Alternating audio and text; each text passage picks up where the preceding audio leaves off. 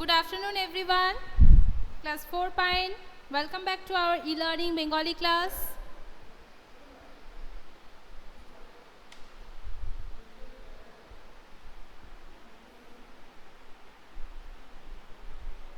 Only Devoshmi, Shorja.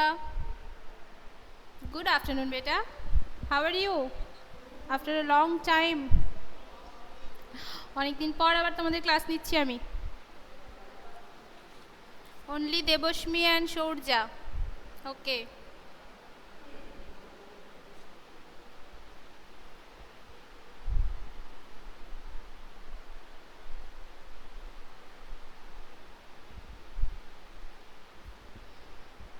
কেমন আছো সবাই?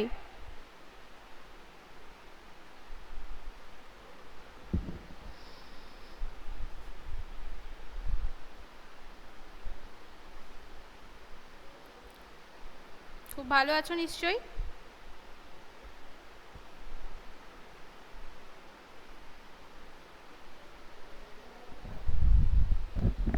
Good. So let's start today's class. আজ আমি তোমাদের বাংলা নিচ্ছি। তোমাদের টার্ম 1 যে চ্যাপ্টার শুরু হয়েছিল শব্দ পদ ও বাক্য গঠনের কৌশল, তাই তো? Okay Debashmi, very good. So continue our class. ব্যাকরণের অধ্যায় নাম্বার 3 তোমাদের শুরু হয়েছিল শব্দ পদ ও বাক্য গঠনের কৌশল, তাই তো? তো আজ আমি যেটা করব, তোমাদের বোধহয় এই অধ্যায়টা পুরোটা শেষ হয়নি। আমি এখন ওটাই তোমাদের সাথে প্রথম থেকে একটু আলোচনা করে একটু ডিটেলসে গিয়ে এগুলো আমি শেষটা করার চেষ্টা করব আজকে, ঠিক আছে? তো প্রথমেই আসি আমরা শব্দ। ক্লাস 2 থেকে ব্যাকরণ শিখছো, সেখানে শব্দ, বর্ণ, অক্ষর, বাক্য ইত্যাদি সমস্ত কিছু নিয়ে বেশ আলোচনা আমাদের হয়েছে এবং আশা করি কোনো রকম কোনো ডাউট সেইভাবে তোমাদের নেই। তাও আমরা যেহেতু ক্লাস 4-এ এসে এই চ্যাপ্টারটা করছি, আমরা কিন্তু আর একটু ডিটেলসে যাব, একটু বিস্তারিতভাবে জানব, কেমন? বেশ, কতগুলি বর্ণ পরপর যদি আমি সাজাই এবং সাজিয়ে যখন আমি একটা অর্থপূর্ণ মনের ভাব প্রকাশ করতে পারবো, অর্থাৎ আমি কি বলতে চাইছি সেটা যখন আমি সঠিকভাবে বোঝাতে পারবো, তখনই কিন্তু তৈরি হবে শব্দ, ঠিক আছে? অক্ষর বা বর্ণ কতগুলো এলোমেলোভাবে যদি থাকে এবং সেক্ষেত্রে এক বা একাধিক বর্ণ বা অক্ষর আমি একগুচ্ছ দিয়ে দিলাম, এতে কিন্তু আমার শব্দটা তৈরি হবে না কোনোভাবেই। কেমন? শব্দ তৈরি করার জন্য আমাকে কি করতে হবে? কতকগুলি বর্ণ বা অক্ষরকে পরপর সাজিয়ে একটা মনের ভাব প্রকাশ করতে হবে, অর্থাৎ আমি ঠিক কি বলতে চাইছি সেটা আমায় বোঝাতে হবে। ধরো আমি এটা লিখলাম তয়াকার কয়াকার ল ক। এখানেও দেখো আমি একাধিক বর্ণ কিন্তু পরপর দিয়ে দিয়েছি, কিন্তু এগুলো দ্বারা কি আমার কোনো মনের ভাব প্রকাশ পাচ্ছে? আমি ঠিক কি বলতে চাইছি এই কয়েকটা অক্ষর দিয়ে, এটা কি বোঝা যাচ্ছে? বোঝা যাচ্ছে না, একেবারেই বোঝা যাচ্ছে না এটা দিয়ে, তাই তো? কিন্তু এটা যদি আমি একটু সাজিয়ে লিখি, ক ল কয়াকার তয়াকার কলকাতা, ক ল কয়াকার তয়াকার। দেখো এই অক্ষরগুলোই কিন্তু আমি এখানে ব্যবহার করলাম, কিন্তু আমি তাদের অর্থপূর্ণভাবে ব্যবহার করলাম। অর্থাৎ আমার বলার উদ্দেশ্য এটাই যে বর্ণগুলোকে কিন্তু পরপর সাজিয়ে একটা অর্থ তৈরি করতে হবে বা একটা সামঞ্জস্যপূর্ণভাবে তাদের সাজাতে হবে, যেটার ফলে কিন্তু সাজানোর পরে আমি একটা নতুন মনের ভাব প্রকাশ করতে পারি সঠিকভাবে, এটা যেন আমি বোঝাতে পারি। তাহলে কতকগুলি বর্ণ পরপর সাজিয়ে একটি অর্থ বা মনের ভাব যখন সঠিকভাবে প্রকাশ পায়, তখনই তাকে বলা হয়ে থাকে কিন্তু শব্দ। তোমাদের বইয়ে এরকম পেজ নাম্বার 12-এ তোমাদের বইয়ে বেশ কিছু এরকম শব্দ দেওয়া রয়েছে, যাদের এলোমেলো করে সাজিয়ে দেওয়া রয়েছে এবং পরবর্তীতে আরেকটা কলাম রয়েছে, দুটো কলাম রয়েছে, একটা শব্দ নয় এবং একটা শব্দ। তো এরকমভাবে দুটো কলামের মধ্যে দিয়ে যে সমস্তগুলো অর্থপূর্ণ যেগুলো, সেগুলো আমরা বুঝতে পারছি শব্দ, এবং যেগুলো আমরা আমাদের দৈনন্দিন জীবনযাত্রার ক্ষেত্রে প্রতিনিয়ত ব্যবহার করে থাকি, চাঁদ, সূর্য, ফুল, পাখি, আকাশ, তারা, বিভিন্ন রকম বিশেষ্য পদ, ক্রিয়াপদ, নামবাচক যে সমস্ত শব্দ আমরা ব্যবহার করে থাকছি, অর্থপূর্ণ যে সমস্ত কিছু, সেগুলোই কিন্তু আমাদের কাছে শব্দ। বাদ বাকি যারা আমাদের অর্থ নেই, যাদের কোনো রকম কোনো মিনিং প্রকাশ পাচ্ছে না, তাদের আমরা কিন্তু বলছি শব্দ নয়। বেশ, এই পর্যন্ত হলো শব্দের আমাদের কনসেপ্ট। ওকে, এবার আমরা দেখো তোমাদের চ্যাপ্টারের হেডিংটাই রয়েছে শব্দ, পদ ও বাক্য গঠনের কৌশল। শব্দের সাথে সাথে একটা নতুন জিনিস রয়েছে, সেটা হচ্ছে পদ। এই পদ কি জিনিস আমরা দেখি, এসো। পদ বলার ক্ষেত্রে বলা হচ্ছে যে বিভক্তিযুক্ত শব্দকে বলা হয়ে থাকে পদ। কাকে বলছে পদ? বিভক্তিযুক্ত শব্দকে বলছে পদ। এই বিভক্তিটা আবার কি? হঠাৎ করে বিভক্তি জিনিসটা চলে এলো, এটা কি কি করে এটা? হঠাৎ করে বিভক্তি টার্মটা তো আগে আমরা শুনিনি কখনো। তো শব্দের মধ্যে বা পদের মধ্যে সব থেকে যে ক্ষুদ্রতম অংশ, ছোট অংশ, তাকে বলা হয়ে থাকে বিভক্তি। কেমন? শব্দের মধ্যে বা পদের মধ্যে সব থেকে যে ক্ষুদ্রতম অংশ, তাকে বলা হয়ে থাকে বিভক্তি। ছোট অংশ যেটা, তাকে বলা হয়ে থাকে বিভক্তি। কীরকম? এসো একটু আমরা বোঝার চেষ্টা করি, দেখি কি বলছে।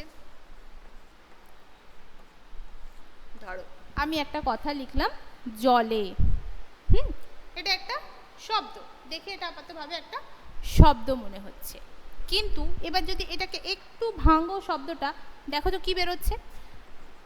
মূল শব্দ হচ্ছে জল, জলের সাথে এ যোগ করেছি, বুঝতে পেরেছ? মূল শব্দ হচ্ছে আমার জল, তার সাথে এ যোগ করেছি। এবার মজার জিনিস দেখো, এটা হচ্ছে শব্দ জল, এইটা হচ্ছে বিভক্তি এ, ঠিক আছে? এবার এই জল যে কথাটা পেলাম, এটা হচ্ছে পদ। জলে যে কথাটা পেলাম আমরা, সেটা হচ্ছে পদ।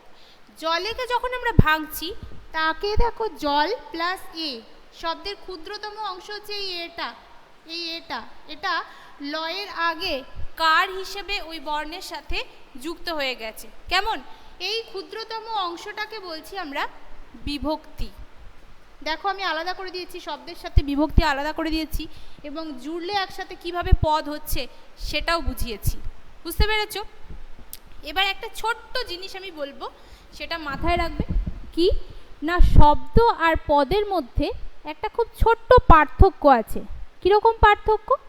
আমরা যে বাক্য তৈরি করছি না, আমরা যে একাধিক শব্দ বসিয়ে বাক্য তৈরি করছি, যেটা বলছি আমরা, সেই বাক্যে কিন্তু সরাসরিভাবে শব্দকে ব্যবহার করা যায় না।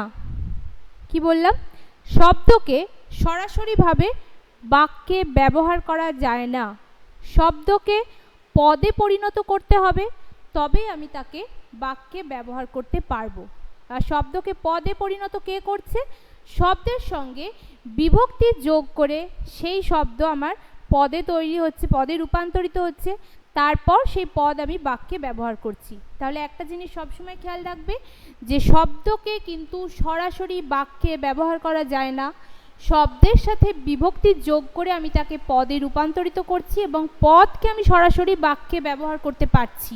তাহলে শব্দ আর পদের মধ্যে একটা ছোট্ট পার্থক্য কি, যে শব্দ সরাসরি বাক্যে ব্যবহৃত হয় না, পদ সরাসরি বাক্যে ব্যবহৃত হয়।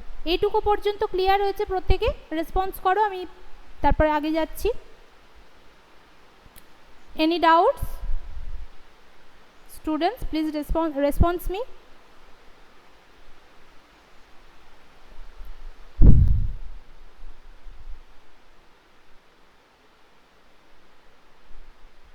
ওকে, ফাইন, তাহলে একটু বুঝতে পেরেছো, তাই তো?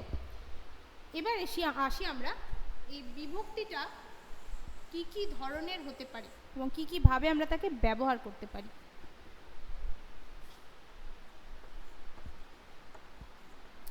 বিভক্তি বাংলায় দু প্রকার, একটা হচ্ছে শব্দ বিভক্তি আর একটা ধাতু বিভক্তি। কেমন? একটা শব্দ বিভক্তি আর একটা হচ্ছে ধাতু বিভক্তি। এবার শব্দ বিভক্তির ক্ষেত্রে মনে রাখার একটা সহজ উপায় আমি বলি, উদাহরণগুলো দিই আগে। কে, এ, র, এরা, অন্তস্থ, এরা হচ্ছে সব কিন্তু শব্দ বিভক্তির মধ্যে পড়ছে। ওকে, ধাতু বিভক্তির উদাহরণ হিসেবে পড়ছে ছি, ছে, ব, এ ইত্যাদি। ঠিক আছে, এবার শব্দ বিভক্তির ক্ষেত্রে যখনই তুমি শব্দ বিভক্তি আলাদাভাবে ব্যবহার করবে, বুঝতে পারবে আলাদা করবে যখন, বেশিরভাগ ক্ষেত্রেই সেটা থাকবে নামপদ। নামপদ মানে কি? বিশেষ্য। বেশিরভাগ ক্ষেত্রেই সেটা কোনো না কোনো কিছুর নাম বোঝাবে। কিরকম ভাবে দেখো, একটা এক্সাম্পল দিচ্ছি। রাম কে গঙ্গায়। এবার দেখো লক্ষ্য করে, রাম একটা ব্যক্তির নাম, গঙ্গা একটা নদীর নাম, এদের সাথে কে বিভক্তি যুক্ত হয়েছে, অন্তস্থ বিভক্তি যুক্ত হয়ে রামকে একটা পদ, গঙ্গায় একটা পদ। কেমন? তাহলে এরা আমার শব্দ বিভক্তির উদাহরণ। ঠিক এখানে আমরা দেখি খেলছে ধাতু বিভক্তির ক্ষেত্রে, লিখছি, পড়ব, বেশিরভাগ ক্ষেত্রেই হচ্ছে এরা ক্রিয়াপদ, ক্রিয়াপদের উদাহরণ।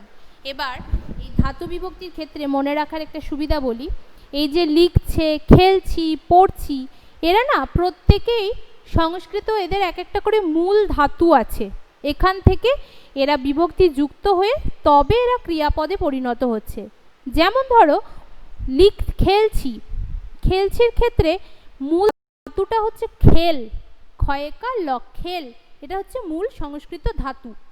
এর সাথে আমি ছি যোগ করছি, খেলছি, খেলবে, খেলবো ইত্যাদি, বা খেলছে, এরকম বিভিন্নভাবে আমরা ছি, ছ, ছে, বি, ব, বে ইত্যাদি শব্দগুলো ব্যবহার করছি। এরা হচ্ছে আদতে পক্ষে ধাতু বিভক্তি এক একটা আমার।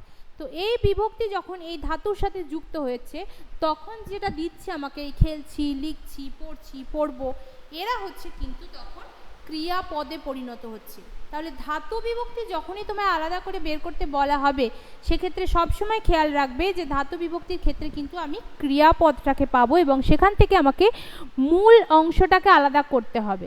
ঠিক আছে, আপাতত ক্লাস 4 এইটুকুই শিখে রাখো, শব্দ বিভক্তি আর ধাতু বিভক্তি কনসেপ্ট। এবার আমি যেটা করব সেটা হচ্ছে, একটু আগে আমি বললাম যে বিভক্তি যখন আমার বসছে শব্দের সাথে, সেই বিভক্তি যুক্ত হয়ে শব্দকে পদে পরিণত করছে এবং তারপর তবেই সেই শব্দকে আমি, সেই পদকে আমি বাক্যে ব্যবহার করতে পারছি, আদারওয়াইজ কিন্তু আমি তাকে বাক্যে ব্যবহার করতে পারছি না। এবার তোমাদের মনে প্রশ্ন হতেই পারে যে ম্যাম কিভাবে বিভক্তিগুলো আছে আমরা বুঝবো, কিভাবে আমরা আলাদা করব? এক্স্যাক্টলি কিভাবে আমরা আলাদা করব, দেখো আমি লিখছি একটা বাক্য,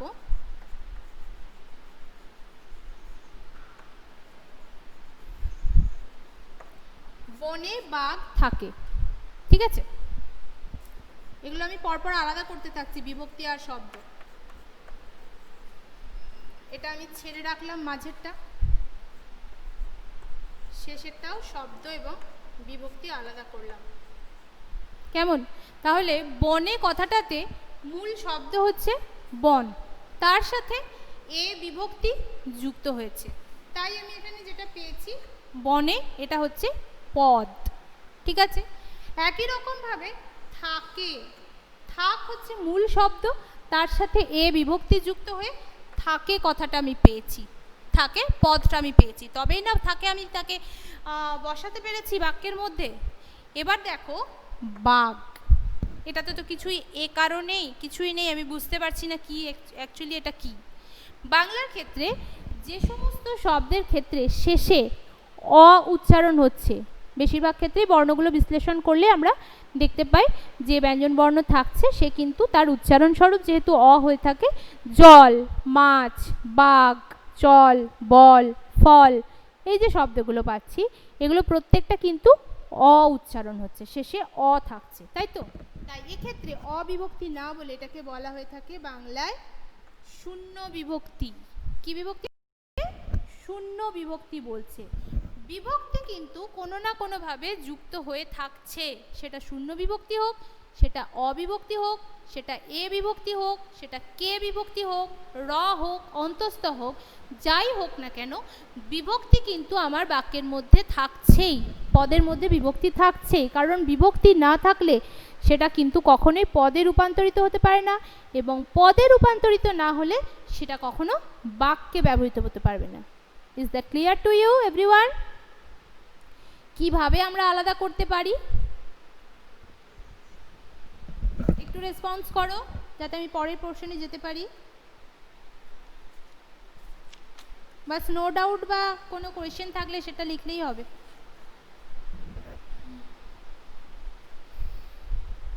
ওকে,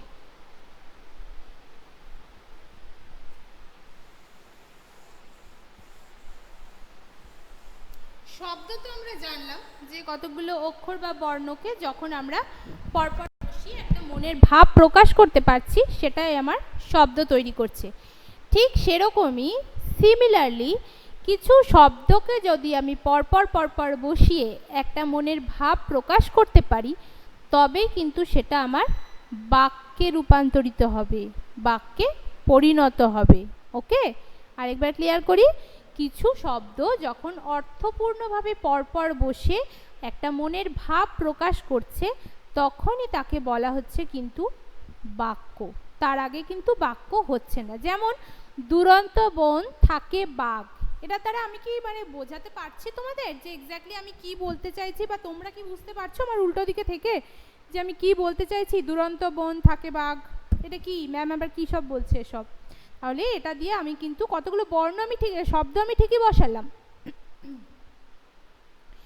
চারটে শব্দ আমি বসালাম, কিন্তু কোনো অর্থ হলো না, এগুলোর কোনো মানে তৈরি হলো না আমার, যে কারণে এটাকে আমি বলবো বাক্য নয়। কিন্তু যদি আমি বলি সুন্দরবনে বাঘ থাকে, খুব সুন্দরভাবেই আমার অর্থটাও কিন্তু প্রকাশিত হলো, যে আমি একটা ইনফরমেশন দিচ্ছি তোমাদের, আমি কি বলতে চাইছি সেই ভাবটুকু ক্লিয়ার করছি। সুন্দরবনে বাঘ থাকে, তিনটে বাক্য যখন আমি বলছি এভাবে তিনটে শব্দ দিয়ে, তখন আমি ক্লিয়ার করতে পারছি কি বোঝাতে চাওয়া হচ্ছে এক্স্যাক্টলি, মনের ভাবটা প্রকাশ পাচ্ছে ঠিকভাবে। কেমন? তো এরকমভাবে কিছু রয়েছে তোমাদের পেজ 14-এ, তোমাদের এরকমভাবে দেওয়া রয়েছে কিছু বাক্য নয় এবং কিছু বাক্য, এই জিনিসগুলো। বেশ, এবার আমরা বাক্যের যে মূল দুটি অংশ সেই দুটোতে আলোচনায় যাব। বাক্যের মূল দুটি অংশ কি কি সেই অংশ?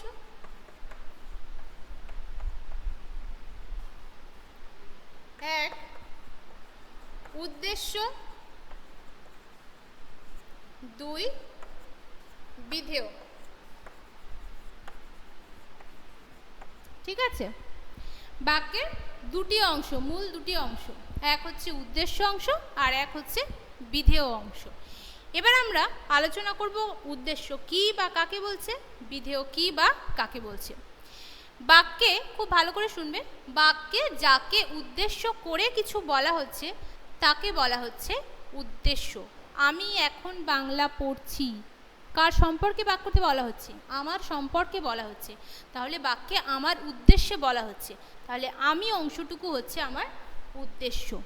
বাক্যে যাকে উদ্দেশ্য করে বলা হয়ে থাকবে তাকে বলা হয়ে থাকে বাক্যের উদ্দেশ্য অংশ। সূর্য পূর্ব দিকে উদিত হয় বা সূর্য পূর্ব দিকে ওঠে, কার সম্পর্কে আমি বাক্যে বলছি? বাক্যে সূর্য সম্পর্কে বলছি। তাহলে মেন যাকে উদ্দেশ্য করে, মূলত যাকে উদ্দেশ্য করে কথা বলা হচ্ছে তাকে বলা হয়ে থাকে বাক্যের উদ্দেশ্য অংশ। বাকি যে অংশটা থাকছে অর্থাৎ উদ্দেশ্য সম্পর্কে যা কিছু বলা হচ্ছে তাকে বলা হচ্ছে বিধেয়। কেমন কি বললাম? যে উদ্দেশ্য সম্পর্কে যে অংশটা থাকছে আমাদের তাকে বলছি বিধেয়। কীরকম? আমি এখন বাংলা পড়ছি, এটা বলে দিলাম, আমি হচ্ছি উদ্দেশ্য, অর্থাৎ আমার সম্পর্কে বলা হচ্ছে এটা। এবার আমাকে উদ্দেশ্য করে বলা হচ্ছে, এবার সেই উদ্দেশ্য সম্পর্কে কি বলছে, উদ্দেশ্যটা কি করছে? উদ্দেশ্য এখন বাংলা পড়ছে, তাহলে এখন বাংলা পড়ছে এই পার্টটা হচ্ছে আমার বিধেয় অংশ। ক্লিয়ার হয়েছে নিশ্চয়ই? আরও একবার বলে দিই, বাক্যে যাকে উদ্দেশ্য করে কিছু বলা হয়ে থাকে তাকে বলা হয়ে থাকে উদ্দেশ্য, এবং বাক্যে উদ্দেশ্য সম্পর্কে যা কিছু বলা হয়ে থাকে তাকে বলা হয়ে থাকে বিধেয়। একটা উদাহরণ দিয়ে খুব পরিষ্কার করছি বিষয়টা, দেখো।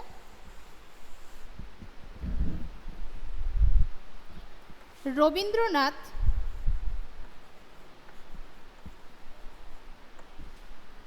ডাকঘর লিখেছেন। ডাকঘর একটা নাটকের নাম, কেমন? রবীন্দ্রনাথ ডাকঘর লিখেছেন। তো এই বাক্যটার মধ্যে কাকে উদ্দেশ্য করে বলা হলো কথাটা? কার সম্পর্কে বললাম? আমরা রবীন্দ্রনাথ সম্পর্কে বললাম। তাহলে আমাদের বাক্যের এই অংশটুকু হচ্ছে আমাদের উদ্দেশ্য পার্ট। এই অংশটুকু কি? এই অংশটুকু হচ্ছে আমাদের উদ্দেশ্য অংশ, কেমন? এবার উদ্দেশ্য সম্পর্কে আমি যখন বলছি, উদ্দেশ্য কি করছে? উদ্দেশ্য ডাকঘর লিখেছেন। উদ্দেশ্য সম্পর্কে আমি আরেকটু ক্ল্যারিফাই করছি, উদ্দেশ্য কি করেছে সেটা, উদ্দেশ্যটা আমি পরিষ্কার করছি, এই অংশটুকু। তাহলে ডাকঘর লিখেছেন এই অংশটুকু হচ্ছে বিধেয়।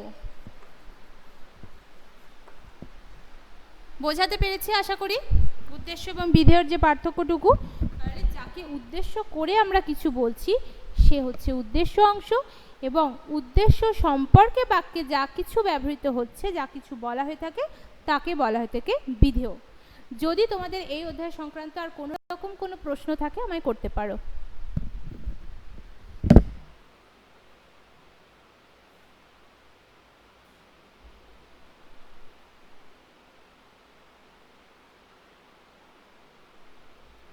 কোনো জায়গা যদি মনে হয়ে থাকে বুঝতে অসুবিধা হচ্ছে বলতে পারো, আমি আবার রিপিট করব।